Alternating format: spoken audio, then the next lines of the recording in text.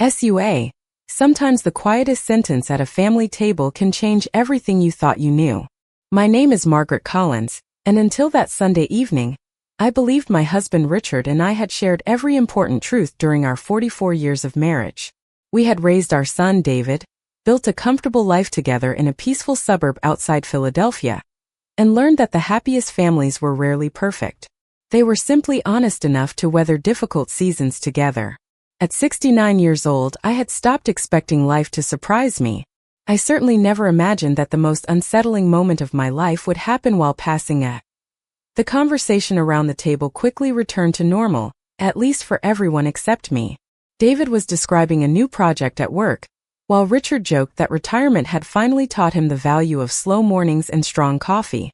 Rebecca smiled at all the right moments, passed the vegetables, complimented the apple pie, and thanked me twice for inviting everyone over. Anyone walking into the dining room would have seen an ordinary American family, enjoying a peaceful Sunday dinner. No one would have guessed that a single whispered sentence had quietly settled into the center of the table, invisible to everyone except the person who had heard it. I reminded myself not to jump to conclusions. After 44 years of marriage, Richard had earned far more than suspicion. He had earned patience. Still, the word Boston continued echoing in my thoughts with surprising persistence. It was not a place we spoke about very often. During his career as an engineering consultant, Richard had traveled there several times for conferences and meetings. I had always trusted his explanations because they matched the kind of man he had proven himself to be throughout our marriage. Honest habits become part of a person's character, and Richard had spent decades building that kind of reputation with everyone who knew him. Even so, Rebecca had not sounded playful or dramatic. She had spoken with quiet certainty, almost as though she believed she was helping me instead of hurting me. That difference mattered. As dinner continued, I found myself watching details I normally would have ignored. Richard reached for his water glass and accidentally brushed it against the edge of his plate, creating a soft clinking sound that made him laugh at himself. A few minutes later, David casually mentioned that one of his coworkers had recently accepted a position in Massachusetts. I noticed Richard pause ever so slightly before asking what city. Boston, David answered without giving it another thought. For the first time that evening, Richard's smile faded for only a heartbeat. He recovered almost immediately by asking about housing prices and traffic, but the hesitation was real. Had I not already heard Rebecca's whisper, I would never have noticed it. My heart remained steady, yet my curiosity quietly deepened. After dessert, everyone moved into the living room with coffee while Richard stepped outside to water the flower beds he insisted looked healthier in the cool evening air. David helped carry dishes into the kitchen, leaving Rebecca and me alone once again. She did not repeat what she had said earlier. Instead, she carefully dried a serving bowl before placing it into the cabinet. Finally, without looking directly at me, she spoke in the same gentle voice. I probably should not have said anything tonight. I waited. Then why did you? She stopped drying the bowl and rested both hands on the countertop. Because if I were in your place, I would want someone to tell me where to start asking questions.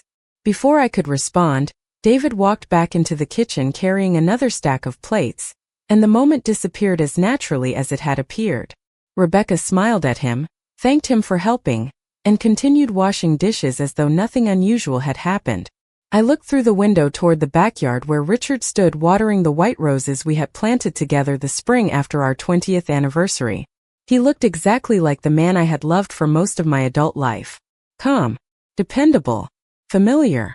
Yet for the second time that evening, the name of one distant city stood silently between us, waiting for me to discover why it still seemed to matter after all these years.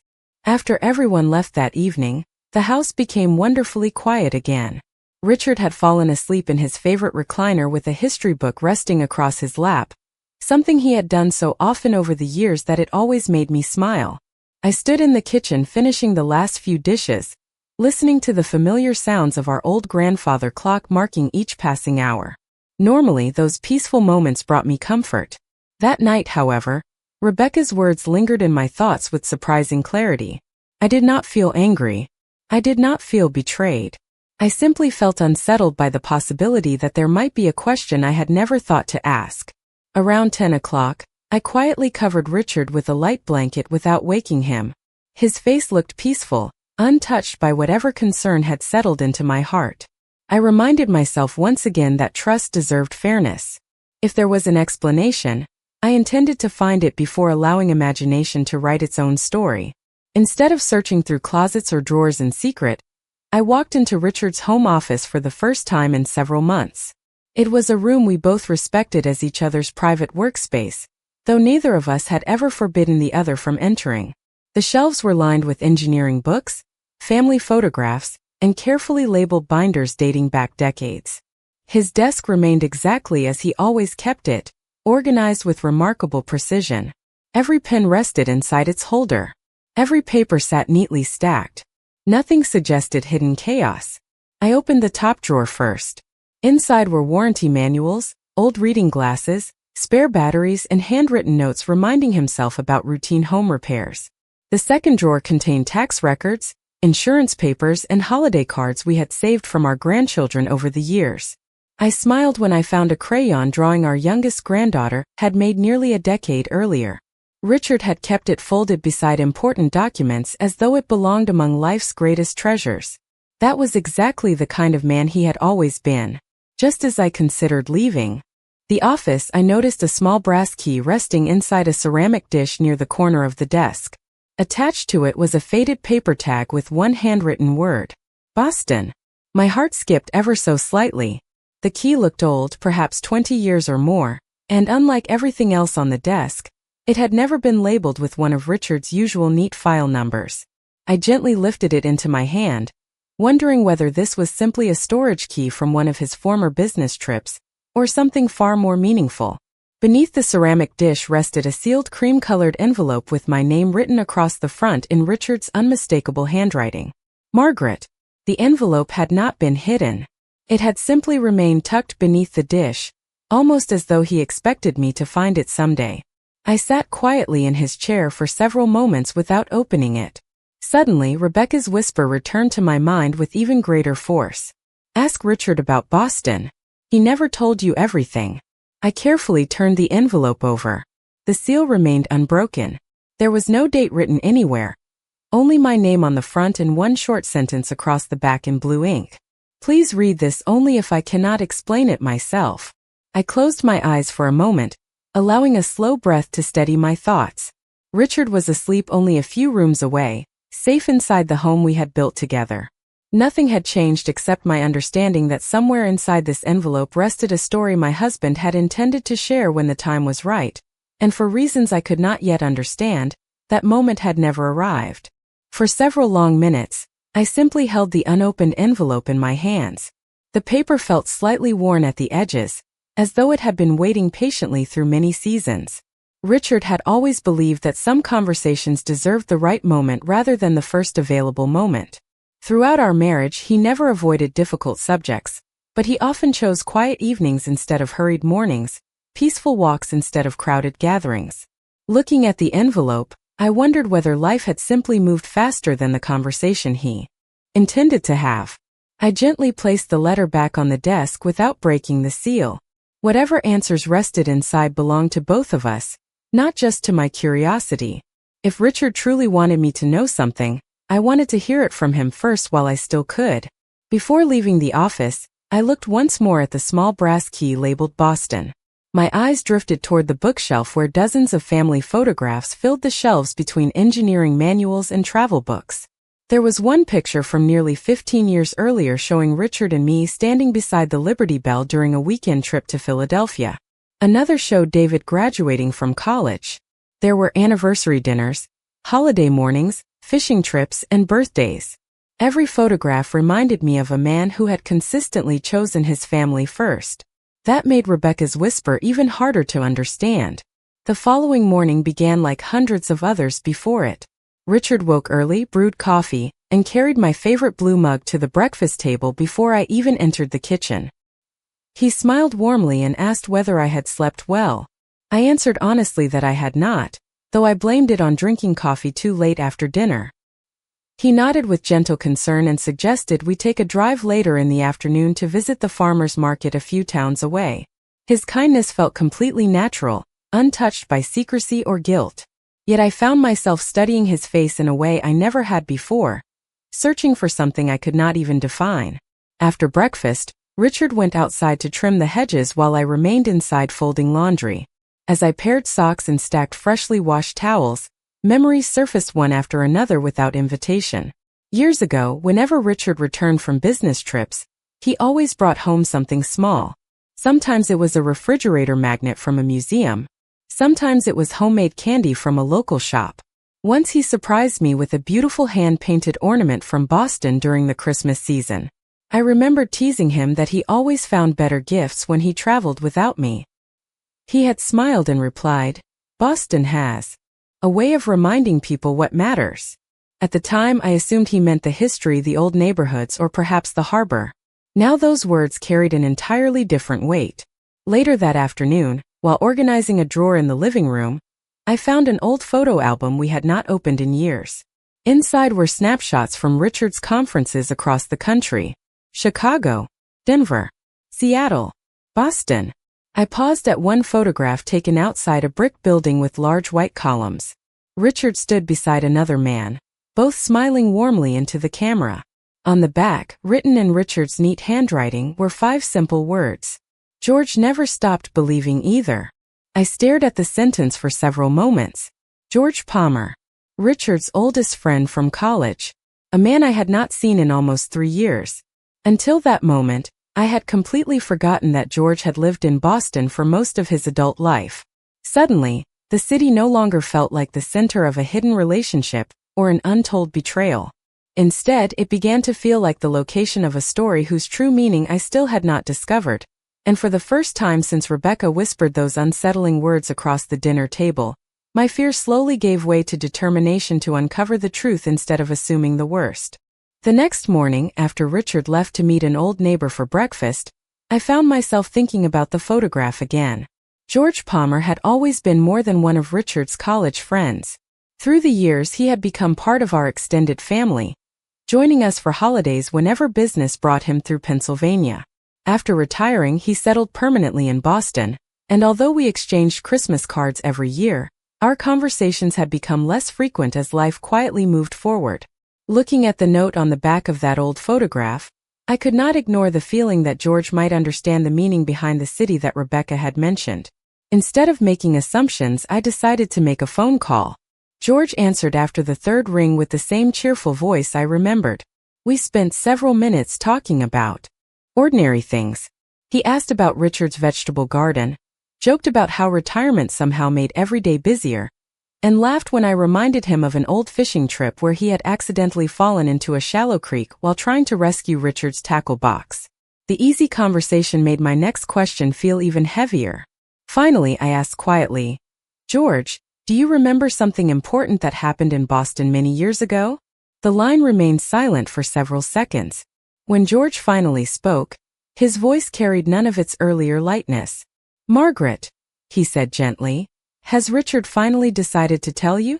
I looked through the kitchen window toward our backyard where white roses moved softly in the breeze. "I am not sure what he planned to tell me," I admitted. "I only know someone suggested there was a story I never heard." George sighed so quietly that I almost missed it. "Then perhaps it is time." He did not sound frightened or secretive. Instead, he sounded relieved, as though he had been waiting for this conversation for years.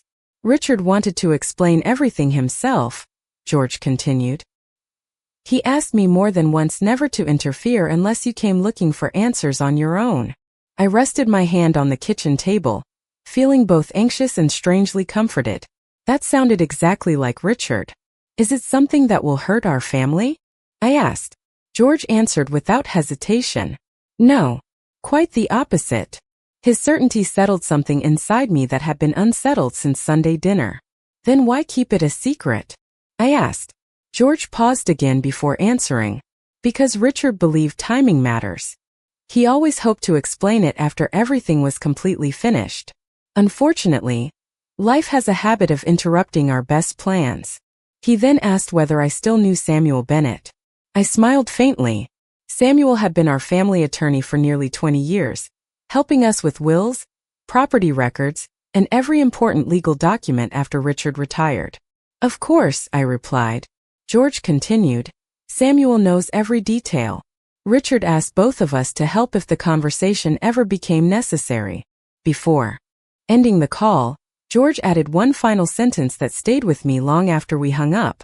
Margaret, whatever you think Boston means, I promise the truth is kinder than your imagination. After setting the phone down, I walked slowly into Richard's office once again. The sealed envelope still rested exactly where I had left it beneath the small brass key. I did not open it. Instead, I placed my hand gently across the envelope and quietly thanked whatever wisdom had kept me from assuming the worst. Rebecca's whisper had started a journey filled with uncertainty, but every answer I uncovered pointed away from betrayal and toward something Richard had carefully protected for reasons I still did not fully understand. For the first time since that family dinner, I no longer felt like I was searching for evidence against my husband. I felt like I was following a path he had quietly prepared long before either of us realized I would someday need to walk it. The following afternoon, Richard suggested we take our usual drive through the countryside before stopping at the local farmer's market. It was a tradition we had enjoyed for years, especially during late spring when roadside stands overflowed with fresh strawberries, sweet corn, and hanging flower baskets. As we drove along the familiar two-lane roads, I glanced toward him more than once, wondering whether this ordinary afternoon might somehow become the right moment for an extraordinary conversation. Richard noticed my silence almost immediately. After more than 4 decades together, we rarely needed words to recognize when something rested heavily on the other's mind. He smiled gently and rested one hand on the steering wheel. You have been unusually quiet since Sunday dinner, he said. Is something bothering you? I looked out the passenger window at the rolling green fields passing by. For a moment I considered telling him everything I had discovered. The brass key, the envelope, my conversation with George. Instead, I chose a single question. Richard, what does Boston mean to you? His hands remained steady on the steering wheel, but I noticed his eyes soften in a way I had not expected. He did not appear frightened. He did not seem defensive. If anything, he looked quietly disappointed in himself. After several moments, he guided the car into a peaceful overlook above a small lake and turned off the engine. Birds drifted across the calm water while a gentle breeze carried the scent of pine trees through the open windows. Richard sat silently for a long moment before speaking. I always hoped we would have this conversation before someone else pointed you toward it, he said. I reached over and gently placed my hand across his. Rebecca mentioned Boston during dinner. He nodded slowly, almost as though he had expected those exact words. Then the time has finally come. He looked toward the lake before continuing. Boston was never about another woman, another family, or another life. It was about a promise. I listened without interrupting. About 15 years ago, George called me after one of his closest friends passed away unexpectedly. The man's wife was left struggling to keep the small manufacturing company they had built together. George asked whether I would help reorganize the business before it collapsed. I traveled there several times over the next 2 years. Eventually we managed to save it. He smiled faintly at the memory. When everything stabilized, the widow insisted on giving me a generous payment. I refused. Instead, we agreed to create a family education trust that would quietly support college scholarships for employees' children, and one day, our own grandchildren if they ever needed it. I looked at him with surprise. You never told me. He lowered his eyes. I wanted to, more times than I can count, but every time I planned to explain it, another family emergency arrived, or someone needed us, or life simply moved too quickly. Then I convinced myself I should wait until every legal document was completed. Samuel helped finish everything last year. I even wrote you a letter because I was afraid I might never find the perfect moment. My thoughts immediately returned to the sealed envelope resting in his office. Richard continued quietly. The trust is managed through Boston because that is where it was established. Nothing about. It was hidden from the law. I only kept it private because I never wanted anyone in our family to feel that generosity came with recognition or expectations. As I listened, every unsettling question that had haunted me since Sunday slowly gave way to a far gentler truth. The city Rebecca had whispered about was not the symbol of a secret life. It was the place where my husband had quietly honored a promise that reflected exactly the kind of man he had always been. And yet one important mystery still remained. Why had Rebecca believed there was something I needed to fear? On the drive home, neither of us felt the need to fill every moment with conversation. Some truths require silence before they become fully understood. Richard kept one hand resting gently over mine whenever the road allowed, and I realized that nothing about the man beside me had actually changed. The only thing that had changed was my understanding of a chapter he had quietly carried for years. Yet one question still remained unanswered, and it had nothing to do with Boston anymore. It had everything to do with Rebecca.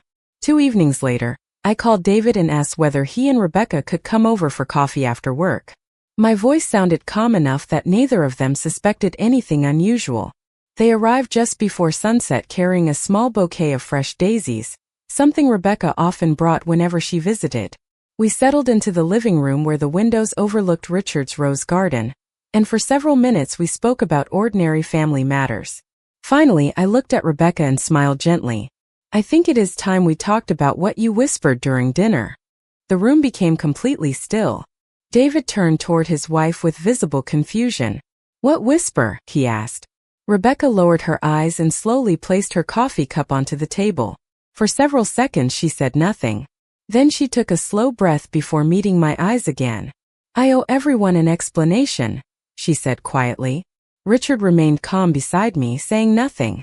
He understood this moment belonged to her. Rebecca folded her hands together and spoke with remarkable honesty. About 6 months ago, I accidentally overheard part of a phone conversation between Richard and someone named George. I was bringing groceries into the house when I heard Richard say, "Margaret still does not know about Boston." I stopped walking because I thought I had misunderstood. David frowned. Why did you not ask Dad? Rebecca looked at him with obvious regret. Because I made a terrible mistake. Instead of asking, I started filling in the missing pieces myself. She explained that over the following weeks, she had noticed several old financial folders with the word Boston printed on mailing labels while helping organize paperwork for a family tax appointment. She also remembered hearing Samuel Bennett mention a trust during another conversation. Without understanding the full picture, she convinced herself that Boston represented a secret Richard had hidden from our family for years. I never believed Richard was a dishonest man, she admitted softly.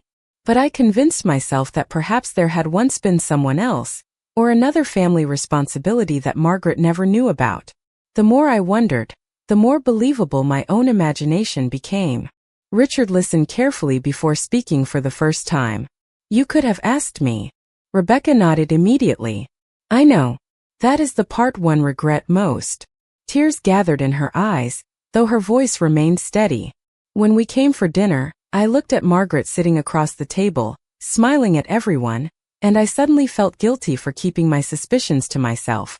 I wanted to warn her, but instead of asking questions or encouraging an honest conversation, I whispered something that only created fear. David reached for her hand without saying a word. I watched them together and realized how easily good intentions can become painful when they are guided by assumptions instead of truth. I leaned forward and gently touched Rebecca's arm. You were trying to protect me, I said. She nodded. Yes, but I chose the wrong way. I smiled kindly. Then let this become something we all remember. Not because someone made a mistake, but because our family learned how dangerous unfinished stories can become. Richard quietly reached into his jacket pocket and removed the sealed envelope that had rested in his office for so long. He placed it on the coffee table between us with a peaceful smile. Now, he said softly, I believe everyone is finally ready to know the whole story together. Richard carefully picked up the sealed envelope and looked at it for a long moment before smiling at me with the same gentle expression I had fallen in love with more than 4 decades earlier. I suppose I have kept this waiting long enough, he said softly. Instead of handing it directly to me, he slowly opened the seal himself and unfolded several neatly written pages. The room remained completely quiet except for the faint ticking of the grandfather clock in the hallway. David leaned forward slightly. Rebecca rested both hands around her untouched coffee cup, And I realized that none of us were waiting for a shocking confession anymore. We were waiting for understanding. Richard began reading in a calm, steady voice. The letter explained that after helping George save the struggling company in Boston, he had become deeply aware of how quickly an unexpected loss could change a family's future. He wrote that the experience reminded him how fortunate we had been throughout our marriage, and how easily circumstances beyond anyone's control could place children and grandchildren in difficult situations. Rather than accepting financial compensation for his work, he had asked that every dollar be placed into a trust dedicated to educational opportunities. Years later, after the investment quietly grew beyond everyone's expectations, Samuel Bennett suggested expanding the trust so it could also protect future members of our own family if extraordinary hardship ever appeared. Richard explained that he never wanted the trust to become a source of pride, obligation, or disagreement. A gift loses part of its meaning, he read aloud, when the person giving it expects recognition instead of gratitude being freely offered. He looked up from the letter and smiled apologetically. I thought I was protecting everyone from unnecessary attention. Instead, I accidentally created unnecessary mystery. David shook his head slowly before speaking. Dad, you spent your whole life trying to make things easier for everyone else. Richard answered with a quiet laugh. Sometimes even good intentions need better communication. Rebecca wiped away a tear before looking directly at me. Margaret, I am truly sorry. I should have trusted you enough to ask questions instead of whispering fears that I never confirmed. I reached across the coffee table and gently took her hand. You cared enough to worry about me. That part came from kindness. The mistake was believing that imagination could replace a conversation. She nodded with genuine humility. I understand that now. Richard then removed several official documents from the envelope and placed them beside the letter. Samuel Bennett had prepared every page months earlier. The trust had been legally established, professionally managed, and carefully designed so that no single family member could control it alone. It would quietly provide educational support for future grandchildren, emergency assistance if unexpected hardships ever arose, and charitable scholarships honoring George's late friend, and the promise Richard had made so many years ago. There were no hidden fortunes, secret inheritances, or dramatic surprises waiting to divide the family. Instead, there was only careful planning built upon generosity and patience. David looked at his father with unmistakable admiration. You never told me any of this. Richard smiled. Because I wanted you to build your own life without expecting help that you might never actually need. I hoped this would simply remain a safety net that everyone forgot existed. As evening settled outside the windows, the tension that had quietly followed us since that family dinner finally disappeared. Rebecca offered to help me clear the coffee cups, and this time our conversation felt completely different. There were no whispered warnings or uncertain glances, only quiet honesty replacing quiet suspicion. As I stood beside her in the kitchen, I realized that families are rarely damaged by difficult truths. More often, they are tested by the empty spaces where honest conversations should have happened much sooner. Over the months that followed, our family slowly settled into a new rhythm, one built not on perfect certainty, but on honest conversations that had been missing for far too long. Richard and I resumed the quiet routines that had always brought us happiness. Every Saturday morning we visited the local farmers market. Every Sunday afternoon we worked together in the rose garden. And every evening we shared coffee on the back porch while watching the sun disappear behind the maple trees at the edge of our yard. Nothing about those ordinary moments seemed extraordinary to anyone else, yet I appreciated them more deeply than ever before because I now understood how easily silence can create questions that truth would have answered in only a few minutes. David visited more often after everything had been resolved. Sometimes he came alone to help Richard with small projects around the house. Other times he and Rebecca arrived together carrying homemade desserts or fresh vegetables from their own garden. The awkwardness that had briefly settled over our family disappeared little by little, replaced by a willingness to ask difficult questions instead of quietly inventing answers. Rebecca never tried to excuse her mistake again. She apologized only once more, and after that she allowed her actions to speak for her. She called more often simply to check on us, volunteered to help organize family gatherings, and made certain every conversation began with openness instead of assumptions. Watching her grow reminded me that people should not be measured only by the mistakes they make, but also by the character they show after recognizing those mistakes. Several weeks later, Richard and I met with Samuel Bennett to review the educational trust together. This time every document rested openly on the conference table. Every page was read carefully. Every question was answered completely. Samuel smiled warmly before saying, "This is exactly how Richard hoped this day would happen." Richard laughed softly and replied, "A little later than I planned, but perhaps at exactly the right time." We all shared that quiet understanding. Sometimes life refuses to follow our carefully written schedules, yet it still leads us where we need to go. Before leaving the office, Samuel handed me a certified copy of the trust documents. Inside the folder, Richard had slipped one final handwritten note. It simply read, "Thank you for trusting my heart, even when my timing was imperfect." I folded the note carefully and placed it inside my purse beside a photograph of the two of us taken on our 25th wedding anniversary. Both reminders belonged together. One celebrated the years we had already shared, and the other reminded me that even strong marriages continue growing through honesty and grace. The following Thanksgiving, our dining room was once again filled with laughter, warm food, and familiar voices. This time, as everyone gathered around the same oak table where uncertainty had first entered our home, Richard looked around the room and smiled. "Before we eat," he said, "I think every family should remember one simple thing. If you have a question, ask it.